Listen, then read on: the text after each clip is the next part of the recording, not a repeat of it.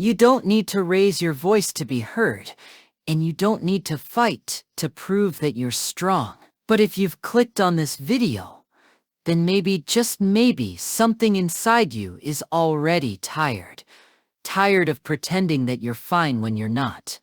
Tired of staying calm in rooms where your soul is burning. Tired of swallowing words that feel like they're tearing you up from the inside. This video isn't a list of techniques. There's no top 5 tricks here, no breathing exercises, no confidence hacks, because that's not what you came for. You came for something quieter, but deeper, something that doesn't shout, because it doesn't need to. A truth that whispers in the dark corners of your mind where even you are afraid to go. Close your eyes for a second. Not literally, but inwardly. Look past the version of you that smiles on cue, keeps the peace and says all the right things. Look past the part of you that's learned how to keep a straight face even when everything inside is breaking. Now tell me, who are you when no one's watching?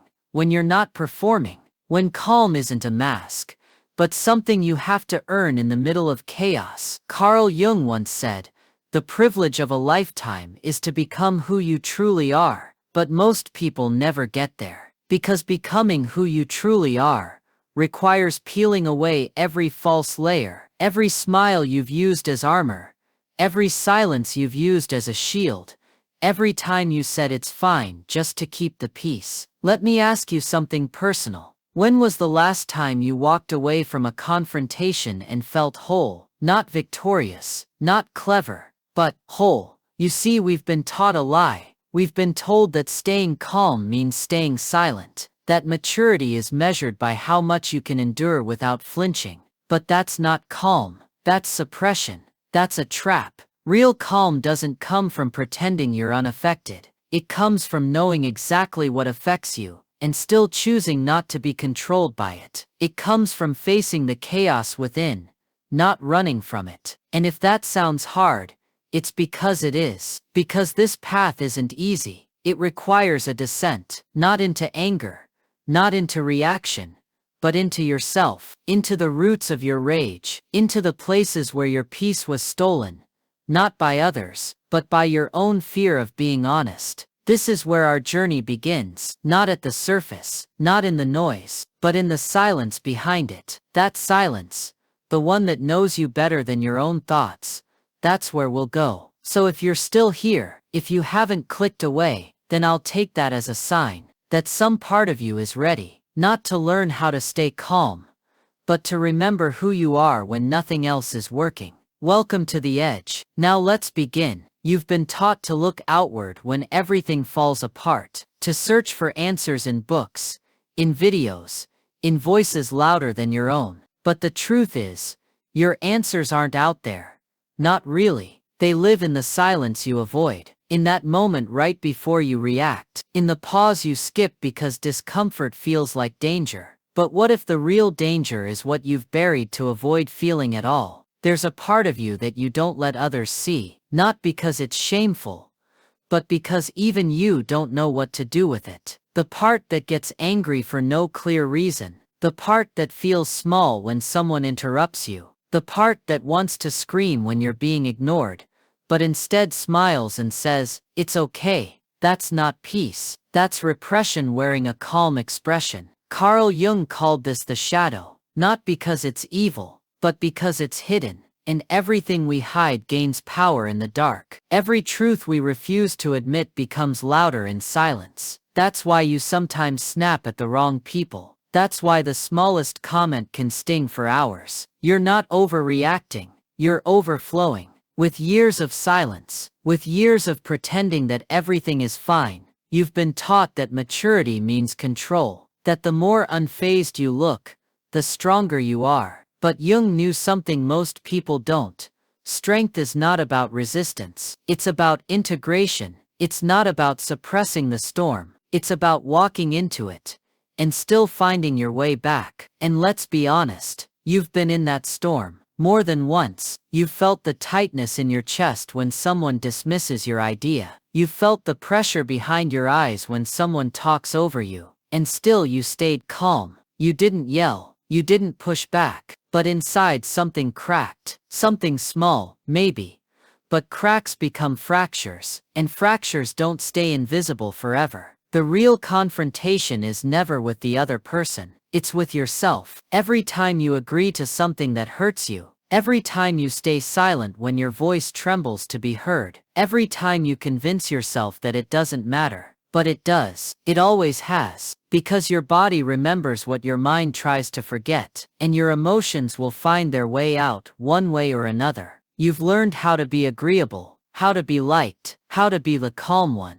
But have you learned how to be honest with yourself? Have you asked why certain people trigger you so deeply? Why a harmless joke can leave you spiraling? Why you avoid certain rooms, certain conversations, certain mirrors? It's not random. It's a map. Every emotional reaction is a signpost pointing towards something unresolved. And the people who shake your peace the most, they're not enemies, they're reflections. Mirrors showing you the wounds you've hidden under layers of logic, politeness, and perfection. So no, this isn't about staying calm in confrontations. It's about becoming someone who doesn't abandon themselves in the process. Someone who can sit with discomfort without becoming it. Someone who doesn't run from their rage, but listens to what it's saying. Because your anger isn't the problem. Your fear isn't the problem. Your reaction isn't the problem. The real problem is the silence before all of that. The silence where your truth was denied, where you were told to be nice instead of being real, where you were rewarded for staying quiet, even when your soul was screaming. But you're not that version of you anymore. You're not here to impress anyone. You're here to wake up, to feel what you've buried, to see what you've ignored, to finally stop performing peace and start living it. You don't find calm by avoiding conflict. You find it by confronting what's been waiting inside you all along. Not with violence, not with rage, but with eyes wide open, and a heart that no longer fears what it feels. Because real calm isn't about looking untouched, it's about being unafraid of what touches you. You've been taught that calm is something you perform. A look on your face, a lowered tone in your voice, a stillness in your body, while everything inside you screams. But that's not calm. That's compliance. It's what you do when you're trying to hold everything together on the outside, while you're falling apart within. And the truth is, most people never notice the difference. Not even you, because you've spent years mistaking silence for strength. You've been applauded for your restraint, for your composure, for your ability to rise above. But deep down you know you're not rising. You're compressing, folding in on yourself like a paper shield, hoping no one sees how close you are to shattering. They say you're calm, but they don't see the clenched jaw, the racing thoughts, the thousand swallowed words. They don't hear the war you fight every day just to appear okay. They only see the surface, and that surface, smooth, quiet, untouchable, is lying for you. Carl Jung didn't believe in pretending. He believed in integration, in owning the parts of yourself that feel wild, chaotic, sharp, the ones you were taught to hide. He knew that what you repress doesn't die. It waits, it grows teeth in the dark, and when the mask slips, even for a second, it lunges. That's why you explode over things that seem small. That's why you feel panic at criticism. That's why you smile even when your heart is breaking. You've confused calm with erasure. You've forgotten that peace isn't the absence of emotion, it's the presence of self-awareness. It's not the absence of conflict. It's the refusal to abandon yourself when conflict arises. True calm is not weak. It is not soft. It is not passive. It is a kind of fire that burns quietly, a kind of strength that holds without needing to tighten. It's what happens when you stop running from yourself and start sitting with what's real, even when it's messy. Even when it hurts, especially then. You're not here to learn how to stay calm for others. You're here to remember how to stay calm for yourself. Not by avoiding confrontation, but by not letting confrontation define you. Not by being unaffected, but by choosing how you respond even when you feel everything. This isn't about suppressing your anger. It's about understanding what it's trying to tell you. This isn't about rejecting your pain. It's about realizing your pain is proof that you still care about something, about someone, about yourself, and that matters. The calm you seek is not outside of you. It's not in a quote, or a podcast, or a morning routine. It's in the space between your reaction and your awareness. The second you pause, the breath you take, the moment you choose not to let someone else's storm become your own. That's where it lives. In that single second where everything could go wrong, and you choose not to let it. Where you feel the anger rise, and you don't suppress it, but you don't serve it either. You just notice it, name it, and let it move through, without handing it the wheel. That second is your superpower. That space is your sanctuary. It's where you stop being a prisoner of your instincts, and start becoming the author of your peace.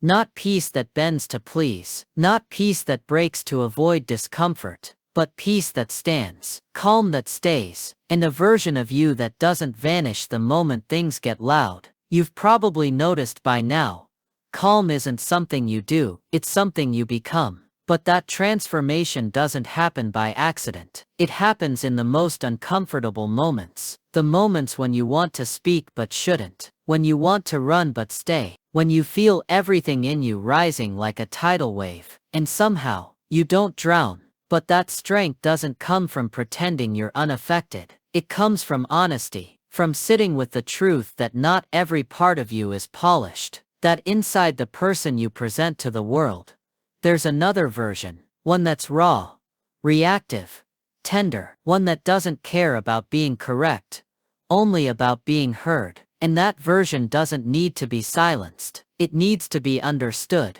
That's where most people go wrong. They try to destroy their anger, their fear, their frustration, as if these emotions are enemies. They push them down, bury them beneath layers of logic and rationality. But what you bury you feed. And one day it comes back, not as emotion, but as explosion. How many times have you said, "I'm fine," when you weren't? How many times have you said, "It doesn't matter," just to keep the peace? And how many of those times built a quiet pressure inside you, until it finally cracked? That isn't maturity, that's performance. And like any performance, it can only last so long before the mask slips, and the audience sees what's underneath. The truth is, every time you fake calm, you betray yourself. And that betrayal has a cost. It shows up later in irritability, in restlessness, in feeling like you're constantly on edge for no reason. But there is a reason. You've been in 100 confrontations with yourself that no one ever saw. Times when you wanted to speak up but swallowed it. Times when you accepted less because standing up felt like too much. Times when you let things go, not because they didn't matter, but because you believed you didn't matter enough to hold them. That kind of confrontation is the most dangerous, not because it's loud, but because it's invisible. It drains you slowly, it makes you forget how to listen to yourself. And then one day, someone says something small, and you snap, not because of what they said, but because you can't keep quiet anymore, because you're tired of pretending. You see, true calm doesn't mean avoiding conflict. It means knowing which battles are worth your presence. It means recognizing when your energy is being wasted on arguments that only exist to steal your power. It means walking away, not out of fear, but out of clarity. Sometimes silence is power, but only when it's chosen. Not forced, only when it comes from knowing you could react, but don't need to. Only when it rises from self-respect, not self-denial. There are people who will test you, people who activate your old wounds, your hidden insecurities, your deepest doubts, and it's easy to blame them, to think, if they weren't like that, I wouldn't feel this way. But the truth is harder. The truth is, they're mirrors. They show you what still hurts, what still controls you, what you haven't yet healed. And if you're willing to face that, if you're willing to trace the emotion instead of escaping it, you'll start to understand something that most people never do. The real enemy was never the other person. The real enemy was the version of you that still believes peace must be earned through sacrifice. That calm means silence. That strength means suppression. You don't need to fight anymore. You don't need to win. You just need to come home to yourself, to listen, to pause, to respond. Not from the wound, but from the wisdom that comes after it. There's a moment in every confrontation where everything pauses, just for a second, right after the trigger, right before your response. It's so fast you often miss it, but inside that sliver of time is your greatest power, because in that pause, you are not your emotions, you are not your instinct, you are not your past, you are awareness, and awareness changes everything. Most people live in reaction. Someone offends them, they fire back. Someone misunderstands them, they defend. Someone questions them, they justify. And it feels natural, automatic. But that's not strength. That's programming. That's the past, using your mouth as a weapon. That's the wound, speaking louder than the wisdom. Real calm begins where reaction ends. And in that space there's a choice. It's not loud. It's not dramatic. It's quiet. So quiet that your ego can't hear it over its need to be right. But it's there. The choice to wait, to breathe, to not believe everything your anger wants you to say. The choice to step out of the game, instead of trying to win it. You were raised in a world that glorifies quick replies and clever comebacks, where the fastest insult wins, where silence is mistaken for weakness. But Carl Jung understood that silence, true inner silence, is not the absence of thought. It's the absence of compulsion, the absence of that reflex to lash out, to defend, to prove. That silence is not passive, it's deliberate. It's conscious, and it's where real transformation begins, because the person who doesn't flinch when misunderstood, that person is dangerous, not because they're cold, but because they've made peace with their own truth. They don't need to be seen to feel real. They don't need to be validated to stand tall. They face their own chaos so many times that someone else's doesn't scare them anymore. You can feel it in a room. The person who doesn't speak to overpower but to anchor. The one who listens not to respond, but to understand. The one who could destroy, but chooses not to. That is not weakness. That is mastery. And mastery never needs an audience. But here's the hard part. Most of us don't grow up that way. We grow up needing to be heard to feel worthy, needing to be liked to feel safe. So we build defenses. We sharpen our words, we armor our hearts, and every confrontation becomes a battlefield where the goal isn't connection, it's survival. But survival is not the same as presence, and presence doesn't mean you don't feel the heat, it means you don't let the fire own you. There will always be someone who pushes your buttons, someone who misreads your silence, who pokes at your calm just to see if it's real. And when that happens, you'll feel the old pull. Prove yourself, defend yourself, explain. But that's where you break the pattern, not by suppressing the emotion, but by recognizing it, naming it, watching it rise, and letting it pass. You are not here to be untouchable. You are here to be unshakable. That's a different kind of strength, one that doesn't hide from conflict, but doesn't feed it either. One that meets tension without becoming it. One that listens to chaos and still chooses clarity. And when you master that space between trigger and reaction, something remarkable happens. The confrontation changes, not because the world got softer, but because you did. Not in weakness, but in wisdom. Think back to every argument you've ever won, every time you had the perfect comeback, every time you made your point so sharp it left silence in its wake. Now tell me, why did it still feel empty? You had the last word, but lost your peace. You proved your logic, but disturbed your sleep. That's because winning the confrontation was never the real victory. It was a distraction, a mask for something deeper. Because when the ego wins, the soul often loses. You see, most confrontations aren't about the issue on the surface, they're about the pain underneath it. And until you see that clearly, you'll keep walking into battles that never needed to be fought. Battles where no one really wins, not even the one who walks away triumphant. The more you understand yourself, the more you'll realize confrontation is rarely about the other person. It's about what they trigger in you. Maybe it's a sense of disrespect that reminds you of your childhood. Maybe it's a tone that hits an old bruise in your self-worth. Maybe it's the echo of never feeling heard. That's why you can walk away from a conversation and still feel angry, tight, shaken, because the real fight wasn't in their words, it was in your history. Carl Jung warned us that until you make the unconscious conscious, it will direct your life, and you will call it fate. How many times have you called something fate when it was really just a wound looking for somewhere to speak? How many times have you reacted, thinking you were standing up for yourself, when you were really just replaying the same unresolved pain? But awareness changes everything, because the next time you feel that heat rise in your chest, you won't just ask, "What did they say?" You'll ask, "What did I feel?" You'll pause, you'll trace the emotion, you'll ask where it came from,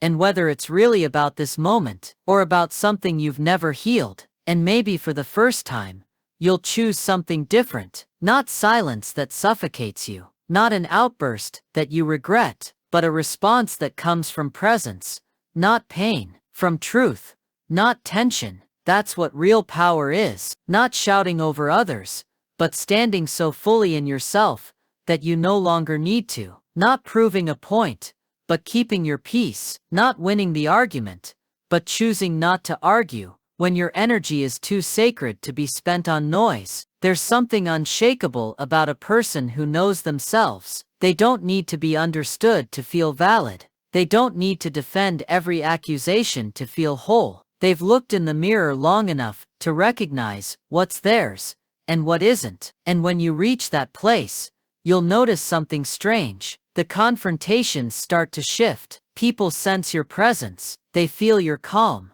not as weakness, but as weight, as something rooted, something still, something that cannot be moved by shallow storms. And that changes how they come to you, how they speak to you, how they confront you, if they even try, because there's a kind of calm that unsettles the chaos in others, a kind that doesn't react, doesn't resist, doesn't retreat. It just remains, quiet, clear, whole. And that's when you'll know you've stopped being a player in the conflict. You've become the ground it stands on. There's a silence most people never reach. It doesn't come from being quiet. It comes from no longer needing to react. It's not the silence of biting your tongue or walking away bitter. It's the silence of being at peace with what you know and no longer needing to prove it. That silence begins where judgment ends. It lives in the gap between what someone says and what you allow it to mean. And it's not easy to get there. You've been trained,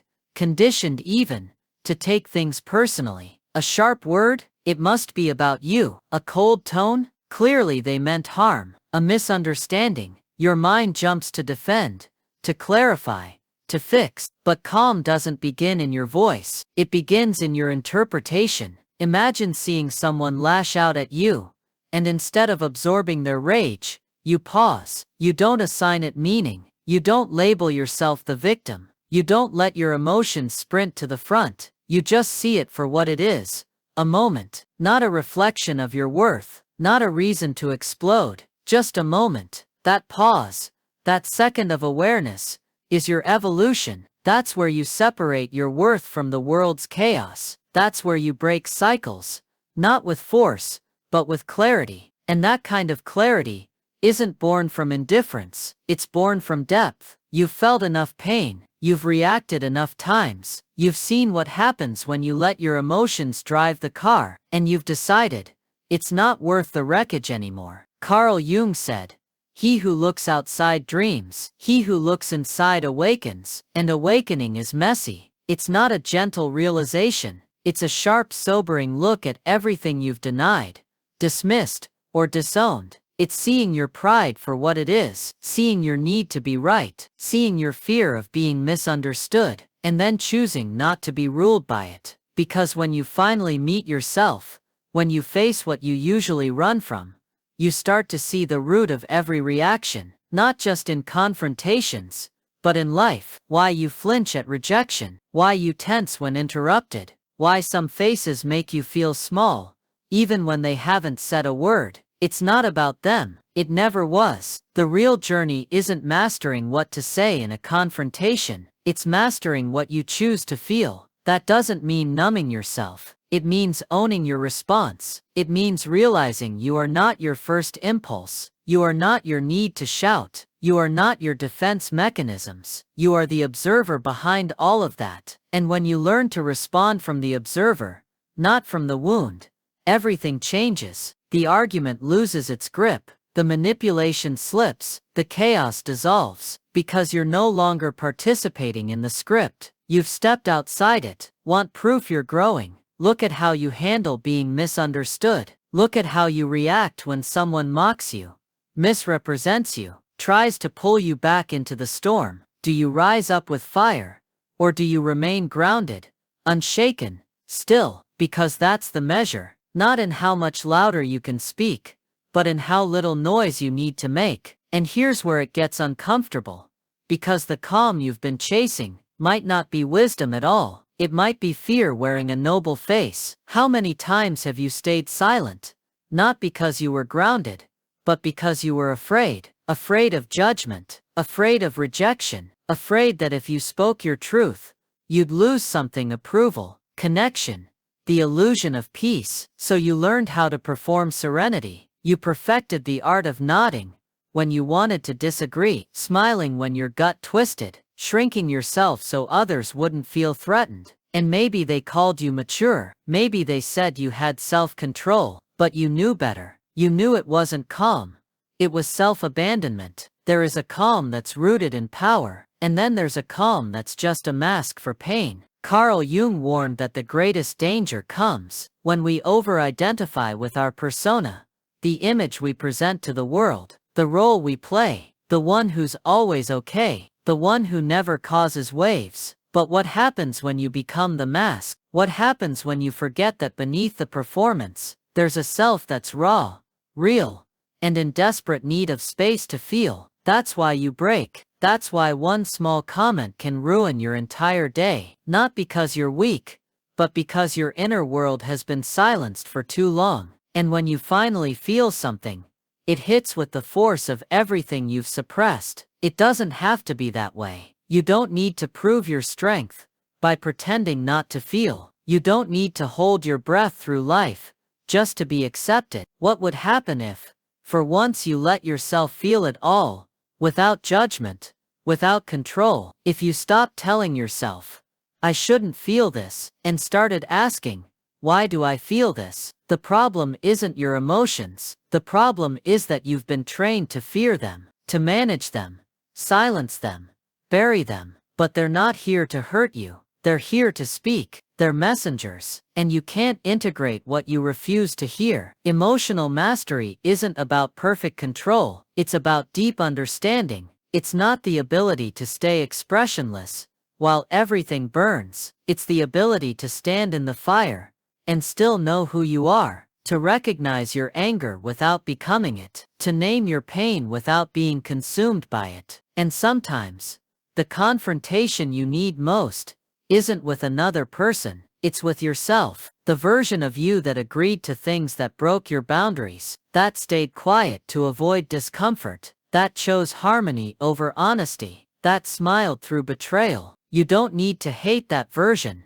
but you do need to stop letting them run the show. Not every conflict is harmful. Some are sacred, some are necessary, some are the doorway to healing. Because when you finally stop pretending everything is fine, you give yourself permission to build something real. You begin to draw boundaries, not out of anger, but out of love. And that's not weakness, that's clarity. So the next time someone provokes you, don't just ask yourself, "How do I stay calm?" Ask instead, "What am I actually feeling right now? And is my calm an escape, or a declaration of who I've become?" Because that distinction between avoidance and authenticity is the difference between falling apart quietly and standing tall in your truth. Sometimes, the strongest thing you can do is walk away, not because you're giving up, not because you're afraid, but because you finally realize that not every battle deserves your presence, that your energy is a currency,